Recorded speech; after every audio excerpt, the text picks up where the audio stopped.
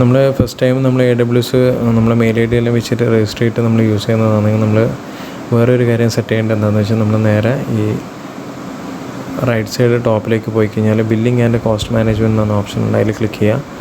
അതിൽ ക്ലിക്ക് ചെയ്തതിന് ശേഷം നമുക്ക് താഴോട്ടേക്ക് വന്നു കഴിഞ്ഞാൽ നമുക്ക്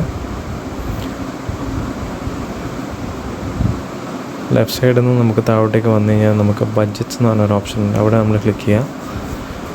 ബഡ്ജറ്റ്സ് ക്ലിക്ക് ചെയ്തതിന് ശേഷം നമുക്ക് എന്താ വേണ്ടതെന്ന് വെച്ച് കഴിഞ്ഞാൽ നമുക്കൊരു പുതിയൊരു ബഡ്ജറ്റ് നമുക്ക് ക്രിയേറ്റ് ചെയ്യാം.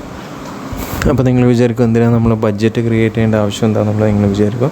ഈ ബഡ്ജറ്റ് ക്രിയേറ്റ് ചെയ്യുന്നത് എന്തിനാണെന്ന് വെച്ച് കഴിഞ്ഞാൽ നമുക്കറിയാമല്ലോ AWS എന്ന് പറയുന്നത് ഒരു ഫ്രീ സർവീസ് പ്രൊവൈഡ് ചെയ്യുന്നുണ്ട്, അതേപോലെ തന്നെ പെയ്ഡ് സർവീസസും കുറേ പ്രൊവൈഡ് ചെയ്യുന്നുണ്ട്. അപ്പോൾ അതിനകത്ത് ഏകദേശം 200+ സർവീസസ് ഉണ്ടെന്നാണ് പറയുന്നത് AWSൻ്റെ അകത്ത്.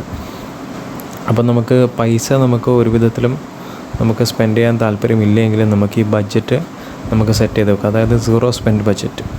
അതായത് പൈസ എന്തെങ്കിലും ചിലവാകുന്നുണ്ടെങ്കിൽ നമുക്കൊരു നോട്ടിഫിക്കേഷൻ വരുന്ന രീതിയിൽ നമ്മളിത് സെറ്റ് ചെയ്യുന്നതാണ് ഈ ഒരു സംഭവം നമ്മളിപ്പോൾ ചെയ്യുന്നത്.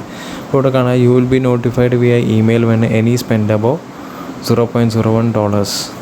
അപ്പോൾ $0.01 മുകളിൽ എന്തെങ്കിലും ഒരു എമൗണ്ട് ഈ നമ്മളെന്തെങ്കിലും ചെയ്യുന്നതിൻ്റെ ബേസിസിൽ പോകുന്നുണ്ടെങ്കിൽ നമുക്ക് അപ്പോൾ നോട്ടിഫിക്കേഷൻ വരും.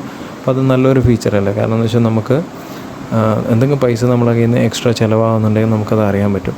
അപ്പോൾ ഇത് നമ്മൾ ജസ്റ്റ് ഇതേപോലെ ഈ കാര്യങ്ങളെല്ലാം കൊടുക്കുക. അവരൊന്നും കൊടുക്കാനൊന്നുമില്ല, കാര്യം ബാക്കി ഡീഫോൾട്ടായിട്ട് തന്നെ വരുന്നതാണ്. അപ്പോൾ നമുക്കിപ്പോൾ മന്ത്ലി ബഡ്ജറ്റാണ് നമ്മൾ കൊടുക്കാൻ ഉദ്ദേശിക്കുന്നുണ്ടെങ്കിൽ നമ്മളിപ്പോൾ മന്ത്ലി ക്ലിക്ക് ചെയ്യുക. നമുക്ക് എത്രയാണ് ഡോളർ എത്രയാണെന്നുള്ള ഇപ്പോൾ $1 മുകളിൽ പോകാൻ പാടില്ല എന്നാണെങ്കിൽ നമുക്കിങ്ങനെ നമുക്ക് സെറ്റ് ചെയ്യാൻ പറ്റും. അതിനുശേഷം ക്രിയേറ്റ് ബഡ്ജറ്റ് എന്ന് പറഞ്ഞ ഓപ്ഷനിൽ ക്ലിക്ക് ചെയ്താൽ നമുക്ക് ആ ബഡ്ജറ്റ് അവിടെ ക്രിയേറ്റ് ആവും. അപ്പോൾ ക്രിയേറ്റ് ചെയ്ത് കഴിഞ്ഞാൽ നമുക്ക് ഇങ്ങനെയാണ് ഉണ്ടാവുക. ഇത് ഞാൻ ഓൾറെഡി ഇതിന് മുന്നേ ക്രിയേറ്റ് ചെയ്തൊരു ബഡ്ജറ്റാണ്. ഇപ്പോൾ ഞാനിവിടെ സെറ്റ് ചെയ്തതെന്ന് വെച്ചാൽ $1 വെച്ചത്. അതായത് ഒരു മാസം $1 മുകളിൽ യൂസ് വരുന്നുണ്ടെങ്കിൽ എനിക്ക് നോട്ടിഫൈ ചെയ്യണമെന്ന് പറഞ്ഞിട്ടാണ്. ഇപ്പോൾ ഇവിടെ കാണാൻ പറ്റും എമൗണ്ട് യൂസ് എന്ന് പറഞ്ഞാൽ 0 തന്നെയാണ്, വേറെ എമൗണ്ട് ചിലവായിട്ടൊന്നും കാണുന്നില്ല നമുക്ക്.